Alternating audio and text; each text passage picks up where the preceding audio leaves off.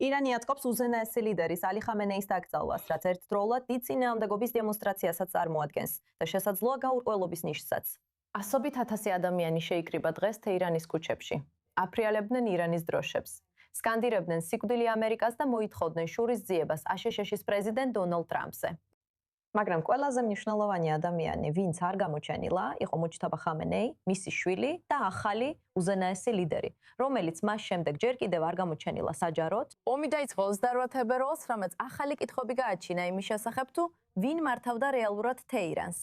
საკითხის გასარჩევად ჩვენთან ერთად არის დანა სტრალი, ვაშინგტონის ახლო აღმოსავლეთის პოლიტიკის ინსტიტუტის კვლევითი დირექტორი და ასევე ახლო აღმოსავლეთის საკითხებში თავდაცვის მდივნის თანაშემწის ყოფილი მოადგილე. დანა, ძალიან გვიხარია, რომ დღეს 24 News ინგლისის ეთერში ჩვენთან ერთად ხართ. მადლობა.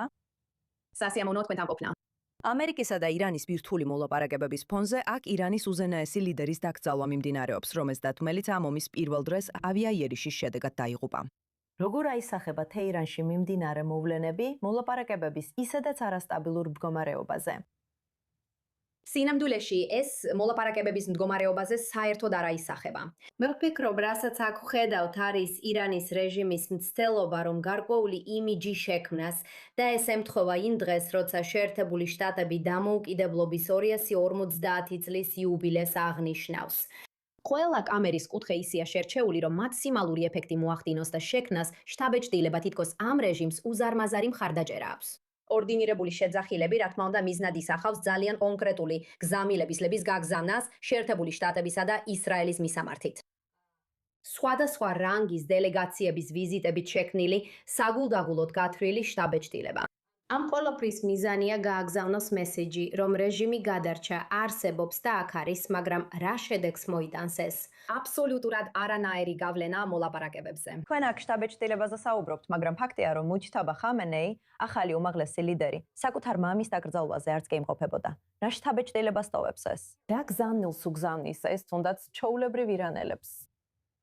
ეს გზავნილი არის ის, რომ საერთოდ აქვს კი მნიშვნელობა მოჯთაბას, ანუ ვინ იღებს რეალურ გადაწყვეტილებებს და რაც ნახეთ, ის საერთოდ არ გამოჩენილა. მან მხოლოდ ერთი განცხადება გააკეთა ამ მოლაპარაკებებთან დაკავშირებით, მაგრამ საერთოდ არ ჩანს.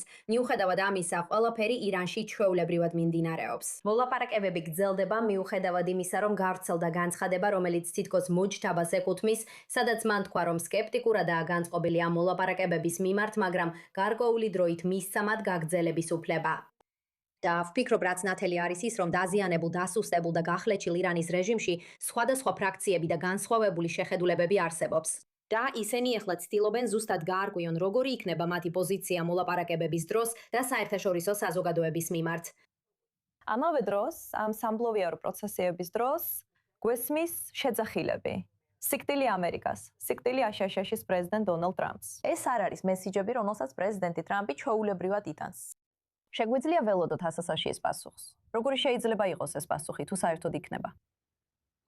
უკვე ვნახეთ, რომ შეერთებულმა შტატებმა ძალიან მკაფიოდ უპასუხა, როდესაც ირანელები არ ღვევდნენ თავიანთ ვალდებულებებს მემორანდუმში. რამდენჯერმე გამოგცადეს, როგორც ლიბანში, ასევე ჰორმუზის სრუტეში.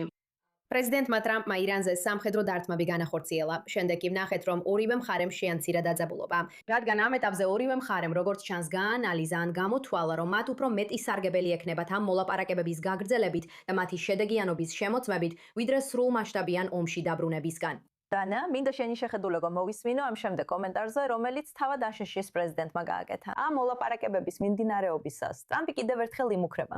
შეგვიძლია ეს მარტივადაც გავაკეთოთ და რთულადაც. ანუ, ან შეთანხმებას მივაღწევთ, ან ომს დაუბრუნდებით. მოდით მოვუსმინოთ აშშ-ის პრეზიდენტის კომენტარებს. ჩვენ ახლოს ვართ. შეიძლება შეთანხმებასაც მივაღწიოთ. არ ვიცი. ასეა თუ ისე ჩვენ მაინც გავიმარჯვებთ. ან შეთანხმებას მივაღწევთ, ან საქმეს ბოლომდე მივიყვანთ, კარგი? და საქმეს ბოლომდე მიყვანა რთული არ იქნება. მირჩევნია შეთანხმება, რადგან არ მინდა 91 მილიონი ადამიანი დავაზარალო. მათ ხიდებს 1 საათში დავანგრევთ. შევძლებთ მათ ენერგომომარაგებას გაუთიშოთ. ყველა ის დიდი ქარხანა რაც ააშენეს, დიდი ლამაზი თანამედროვე ქარხნები, რომლებშიც ბევრი ფული ჩადეს. ეხლა მათ ფული აღარ აქვთ. ჩვენ მათთვის ფული არ მიგვიცია, მაგრამ შეგვიძლია ელექტრომომარაგება და ელექტროსადგურები მსხობრიდან გამოვიყვანოთ. და ვიტყოდი, რომ დღის მცირე ნაწილი დასჭირდება. ყველა ქარხანა აღარ იარსებებს. და მათ ეს იციან. მტკიცე სამხედრო მუქარა აქვს, მაგრამ დანა სამხედრო ვარიანტი ნამდვილად ისევ განიხილება ომში დაბრუნება, თუ რაც არ უნდა მოხდეს შემდეგ, ძირითადად მოლაპარაკებების ოთახში გადაწყდება.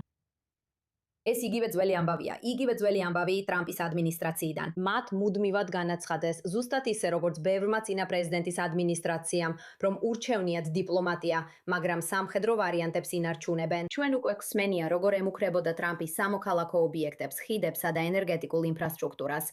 ის ყოველთვის უკან იხევდა ამ მუქარებიდან და ისევ ჩნდება კითხვა, რისთვის? ჩვენ გვინდა ირანი, რომელიც უარს იტყვის ბირთვული არავზე, რაც კიდევ დარჩენილია, უარს იტყვის რეგიონალური პროქსების მხარდაჭერაზე და უარს იტყვის სარაკეტო პროგრამაზე. და ჩვენ სინამდვილეში თავისუფლება და თვითგამორკვევა გვინდა ირანის ხალხისთვის. ამიტომ კითხვა ასეთია.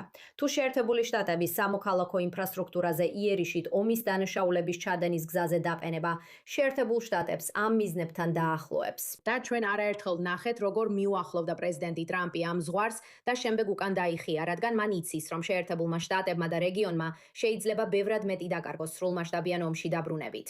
დანასწრეული ძალიან სასიამოვნოა, რომ დღეს i24 News English-ის ეთერში ჩვენთან ერთად ხართ. დიდი მადლობა, რომ გაგვიზიარეთ თქვენი ხედვა. მადლობთ.